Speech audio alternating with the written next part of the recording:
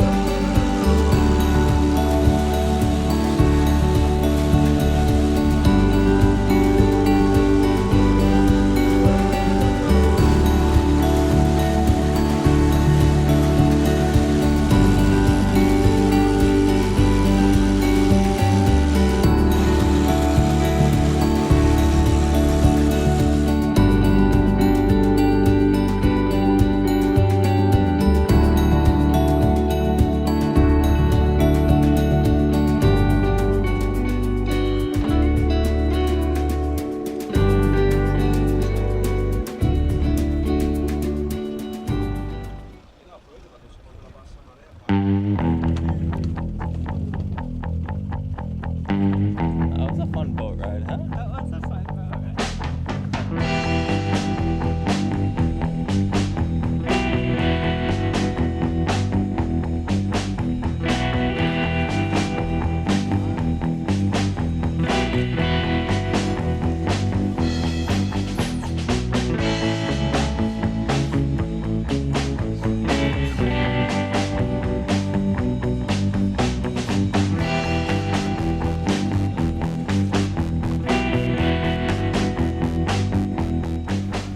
I just paid double the going rate for a beer.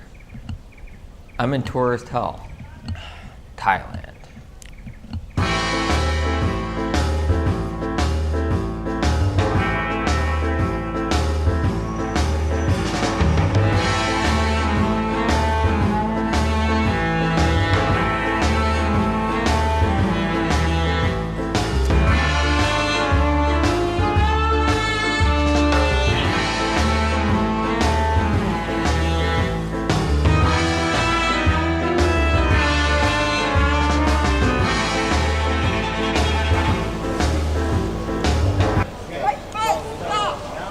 Yeah, you can. Come on.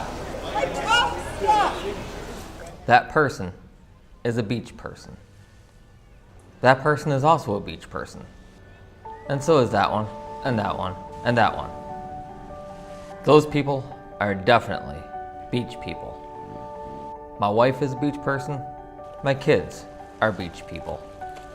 I, on the other hand, am not really a beach person. I believe I'm making an understatement when I say that I stand out here.